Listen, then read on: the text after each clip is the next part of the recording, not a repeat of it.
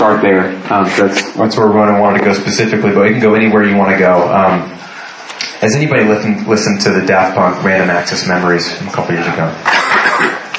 Very monumental record for a lot of reasons. We were talking about it, Ian Shepherd and us at dinner, even for the loudness war. It's just not really typical modern record, yet it was so palatable, which is great.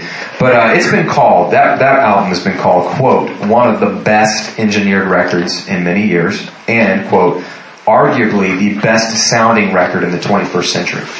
I didn't know that one. I'm just saying what other people have said. Just so people know, it won Grammy for Album of the Year.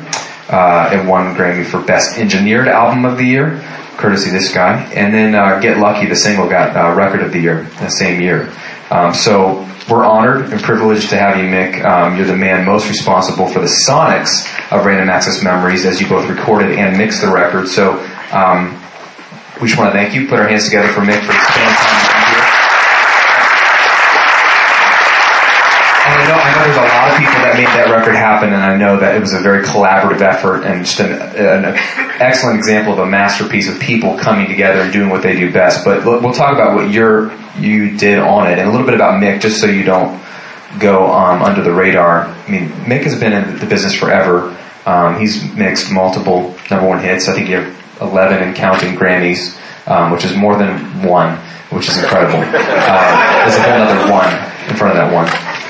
He's worked with Earth, Wind & Fire, Eric Clapton, Prince, Mariah Carey, Boyz II Men, all the boy bands that we heard in like Backstreet Boys, NSYNC, Britney Spears, Christina Aguilera, and Snoop Dogg. I love how Snoop Dogg is in there as well. So when you have Eric Clapton, Earth, Wind & Fire, and Snoop Dogg all in one list, it's really, really incredible. You've done so much of the pop music that we've heard over the last 20 years, but also it's so cool that the Daft Punk guys brought you in on this record because of your past experience with a lot of 60s and 70s music and just the naturalism, and you wanted to focus on instrumentalism. Not quite 60s, I'm not that old. Your influence is taking you back, and that's why they reached out to you. But I want to talk about that record in particular, and one thing I saw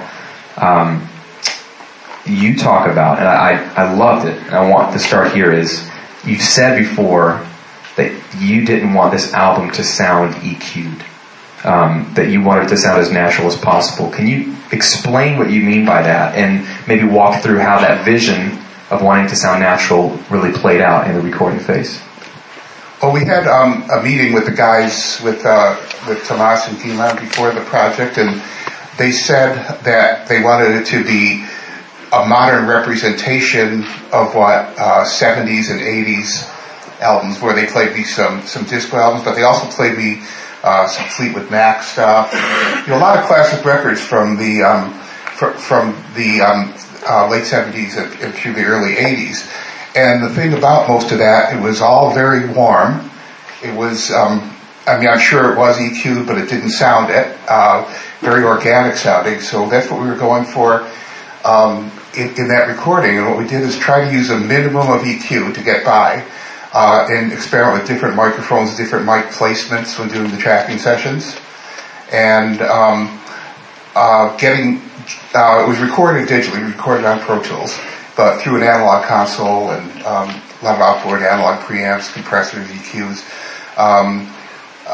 And we tried to get it sounding pretty close to what was going to end up sounding like when the tracks were down. And so the overdubs would fit with what was there when they did a lot of the overdubs.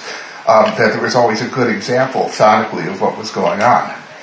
And when we mixed it, we didn't use a drastic amount of EQ. It was little shelving on the top end, and not a lot of compression. We didn't mix with any limiting. A little bit of bus compression, a little bit moderate amount of EQ. Of course, there's some EQ on individual channels to make things work together, because once everything's all put together, you've got to sort of notch in and fit in the picture where things are going to go. So I wouldn't say we didn't use EQ, but we try to keep it minimal so it didn't sound filtered, and except for the electronics on the album, which was supposed to sound like that.